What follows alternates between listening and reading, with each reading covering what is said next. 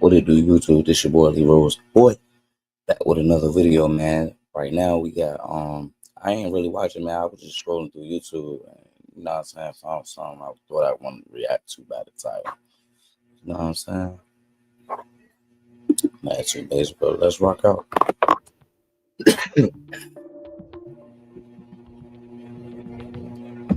Really about, like it said, like she picked him up from prison. It was crazy, I guess.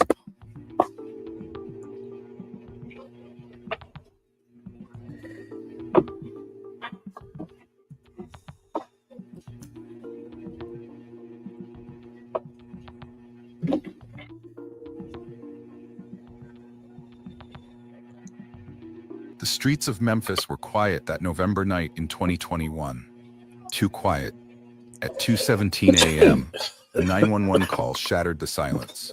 What officers found on Print Avenue in Nutbush would launch a manhunt that continues to this day. Going to school, then getting some shoes. Those were Jeremy Capel's last words to her sister. 7 hours later, she was dead. A single bullet to the head. Her body slumped in the back of her own car. Just days before her murder, Jeremy posted on Facebook, "I can't believe it's 7 years for us. 4 years in jail with you was all worth it. These been the best 4 months since your feet hit the concrete." Who was this man she waited for? What happened in those 4 months after his release? Here's what we know. A doorbell camera captured someone leaving Jeremy's vehicle, walking away calmly, no rush, no panic, like they knew exactly what they'd done. This is the story of a 26-year-old mother who raised her nephews as her own. A woman whose family says loved kids, loved to be around her friends. Everybody loved her. So why is she dead?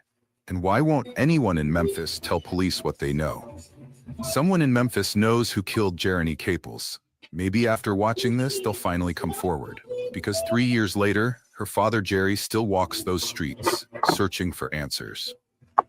Her sister Candace still cries out for justice. And somewhere out there, a killer still walks free.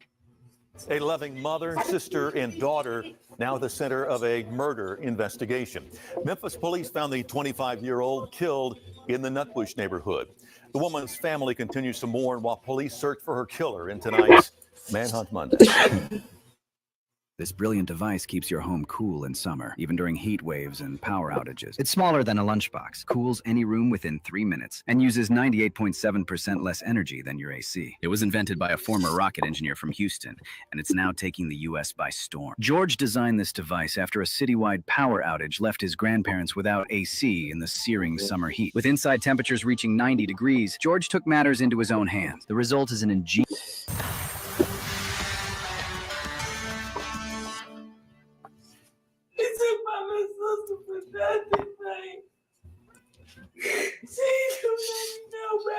Welcome to True Crime Anatomy. Thank you, my amazing subscribers. May your families stay safe wherever I'm trying to figure out, like, why do you do it? they are. If you're new here, don't forget to subscribe, like, and share to become part of the family. Y'all go follow, like, and subscribe to True Crime Anatomy channel. Come on, man. Come on, man. He got you pregnant. Yeah. What's up? Great, you got popped them balls. Come on. I don't mean no harm, but that don't look like the dude that was walking away from the scene. Man, when somebody hold these up. It's all live. Let Leah pop one too. Hold on, let me. Oh, damn. Big grape out here. Yeah, her daddy. That's all she fucking wanted. All she wanted her daddy and her iPhone charger. That's all she wanted her whole life.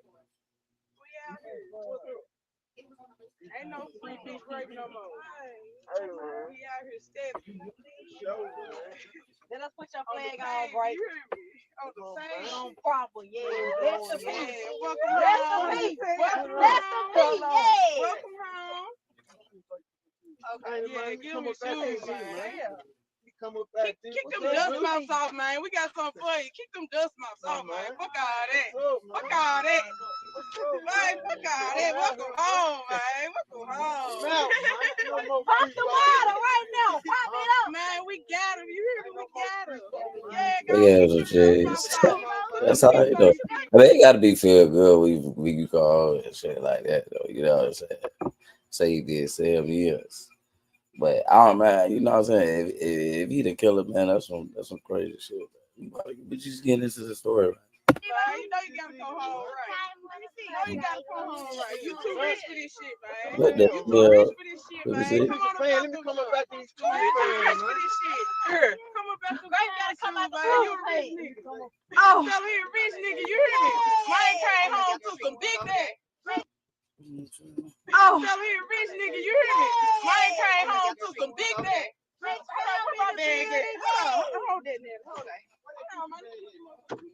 They snap on up. Whole time you got. What's up, Great? What's up, Jay Great? What's up? It's over with, man. It's over with. She got in that book. Oh my god. Oh my god. Who is that that gave him that?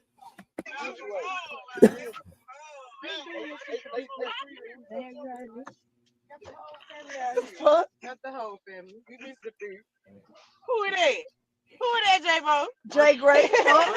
the one and only. Where them hoes was at? Your daddy home, right? Your daddy home, right? Yes. Try to get you under some proper instruction, ain't it? Say that shit again, man. What you say? Dad at home. Okay. Dad at home. Say that shit. Yay. Try to get your head back under the proper papers. You heard me? I'm scared of Get that paperwork back on the big boy. Y'all couldn't fuck You up. great. We gotta get that paperwork back on our ass. What's so great? Got the whole rich family over here. You sound pretty. Hey, pretty girl. Hey, Miss Great. They tuned in. Where your phone? Your phone still going live? How many folks on I it? put that motherfucker down. I'm supposed to got mine. How many folks on it? Say that shit again, man. What you say? Dad at home. Okay. Dad at home. Say that shit. Yay. Get your ass back on the proper paper.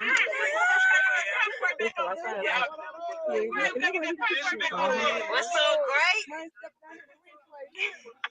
Got the whole rich family over here. You sound pretty. Is that his? Hey, pretty girl. What you need? Hey, Miss Great. What you want me to do? Where your phone? Your phone still going out? It's almost free Debo Great. How you want to see that? Dude, free, man. Say that shit again, man. What you say? Free the slave, man. Free my nigga them when they're doing life sentence, man. Free Charlie Great, man. Say that shit again, man. What you say? Dad at All home. them homeboys out there left, man. Free Ray, man. Free E. Is she gonna get on that bag? Free them guys. Ain't no more. Like she holding the bag, like showing her money, or she getting it down? For you though, fuck. We gotta burn all the free Debo grape shirts. It's over with. Savage We Creek, gotta what's burn up, all man? the drugs. It's over with. Yes, sir. It's me. Yeah, I'm just listening to my nigga. Nah, Leah Great, where you at, baby? Where's the food, man? Leah. Leah Great. Who is Kayla Great. Jay Great. Jay Great. Debo Great. This for me, right? Yeah. Let me flip this Come camera. on, Leah. Millie Great. Yeah, I'm so glad that we thought Millie Great. Yeah. Daddy, you got the iPhone charge. You said for life. Say that T all over. What's up? Then they messed them damn shoes. We put the fuck up. Eve Online is a vast. You did. On fast forward. You can, and Letting that nigga chase you, cause when he get you, the fun is over, she wrote in one post. Another revealed something deeper. I'm starting to accept the fact that I'm 75% GAY. But it was a post from earlier that year that would later make investigators pause. I can't believe it's 7 years for us, but yeah, help me wish my main nigga a happy birthday. The nigga I barely be posting because I'm always right here staring in his face. 4 years in jail with you was all worth it. These been the best 4 months since your feet hit the concrete. Happy birthday, and I love ooh. 4 years in jail, 4 months since his release, a relationship that survived incarceration. These details would matter more than anyone knew. Ronaldo Wright was the man Jeremy Caples waited for. 4 years behind bars. 4 years of collect calls, letters, and promises that things would be different when he got out. Wright wasn't new to the system. His criminal record stretched back before this latest incarceration, though the specific charges and convictions remain unclear in public records. What we know is that he was familiar with courtrooms, lawyers, and the weight of prison time. 7 years. That's how long he and Jeremy had been together. Through good times and bad, through freedom and incarceration. When he went away 4 years into their relationship, she could have moved on. Many would have. Yeah. But Jeremy stayed loyal. In her Facebook posts, she didn't hide their relationship or his past. She called him her main nigga publicly, celebrating his birthday while he was locked up, counting down the days until his release. I don't mean she was loyal. People can do that all they want to. And he physically not there, so y'all get the picture. This wasn't a woman ashamed of her man's history. This was a woman who believed in second chances. When Wright finally walked out of prison in 2021, he returned to a world that had changed. But Jeremy was there, just as she'd promised. These been the best 4 months since your feet hit the concrete, she would write, documenting their reunion. 4 months. That's all they got. After 4 years of waiting, they had 4 months to rebuild, to make plans, to remember why they'd held on through all those years apart. Then came November. Days after his latest release, though the exact timeline remains unclear, Jeremy was dead. Shot once in the head, found in the back of her car on Print Avenue. The timing haunts this case. Days after his release. Days after their reunion. Was it connected? Coincidence? Because in the arithmetic of tragedy, his presence in her life, especially in those final days, becomes part of the story that investigators... So he had got out 5 days. He was out for 5 days and he shot her. surely examined. A man with a record, a woman who loved him anyway, a reunion cut short by murder. These facts exist without accusation, part of the larger puzzle of who Jeremy Caples was and why someone wanted her dead. Nutbush sits in North Memphis, a neighborhood that's seen better days. The streets where Jeremy lived and died have stories of their own, stories of families trying to make it, of young people caught between hope and hardship. In 2021, Memphis was struggling with rising crime rates. The city would end the year with over 340 homicides, a grim record. But for families like the Caples, these weren't just statistics. These were neighbors, friends, loved ones. Jerry Caples had raised his daughters in this neighborhood. He knew its rhythms, its people, its dangers.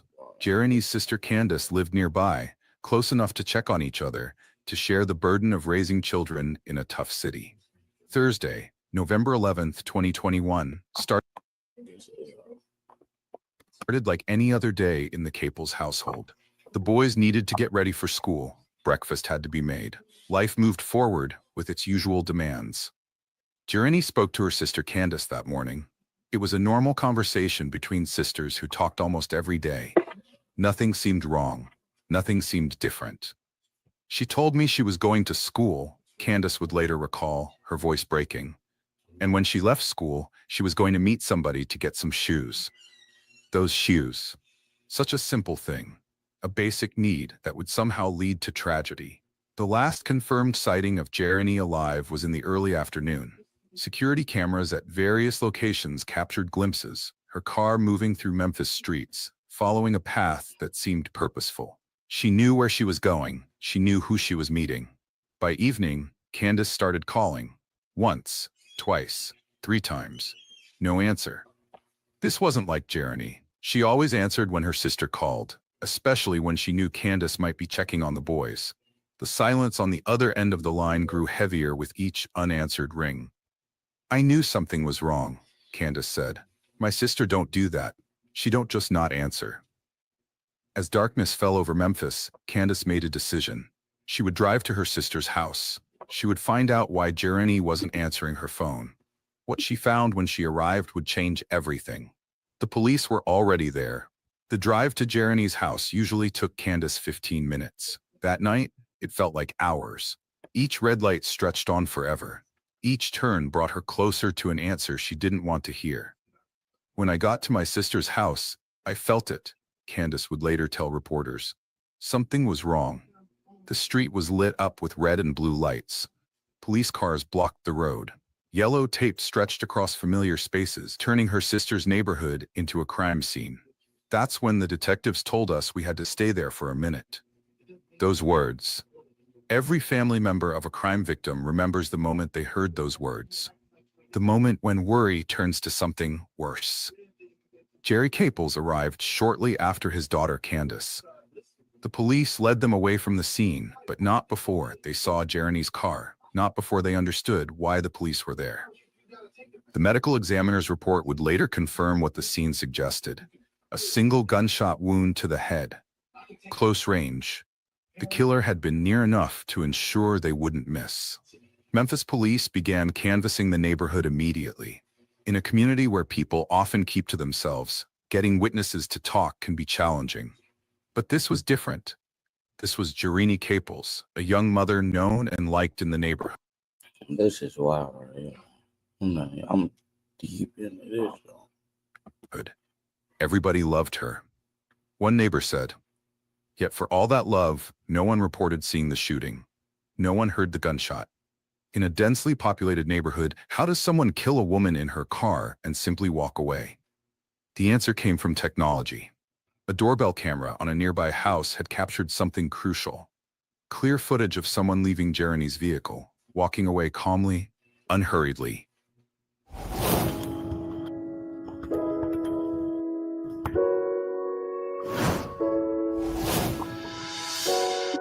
Like they had all the time in the world. In 2021, solving murders often means following digital breadcrumbs. Jeremy's phone became a key piece of evidence. Her social media posts, text messages, and call logs painted a picture of her final hours. The Facebook posts from earlier in the year took on new significance. That birthday message to someone who'd spent 4 years in jail. The relationship posts that hinted at complications, at emotions running deep. I can see myself getting wrapped up on accident, she had written. What did that mean? Who was she afraid of getting wrapped up with? Investigators pulled her phone records, the last calls, the last texts. Who was she communicating with in those final hours? The meeting about shoes, was it scheduled by phone, by text, by some other means? Her online... So she would go and buy some shoes, and somebody did that bigger than that. Activity showed nothing unusual in the days before her death. No threats, no arguments visible on social media, no signs that she feared for her life. But absence of evidence isn't evidence of absence. In the world of digital investigations, what's not there can be just as telling as what is. The surveillance footage became the centerpiece of the investigation. Frame by frame, investigators studied the person leaving Jeremy's car. The murderer was picked up by a door cam leaving the vehicle. Jerry Caples explained, so it kind of led me to believe the person might stay in the area. This wasn't a random killing by someone passing through. This was someone who knew the neighborhood. Someone who felt comfortable enough to walk away without running, without trying to hide their face. The Memphis Police Department released the video to the public, hoping someone would recognize the figure. The footage was clear enough to show clothing, build, and gait, but the suspect's face remained frustratingly obscured. Crime Stoppers offered a reward. The Memphis police held community meetings. They assured residents that tips could be anonymous. They pleaded for anyone with information to come forward. But the silence persisted, and with each passing day, the trail grew colder. The suspect who walked away from Jeremy's car that November day had seemingly vanished into thin air. 3 years later, that surveillance video remains the best evidence in an unsolved murder. A figure walking away from a crime scene. A family left searching for answers.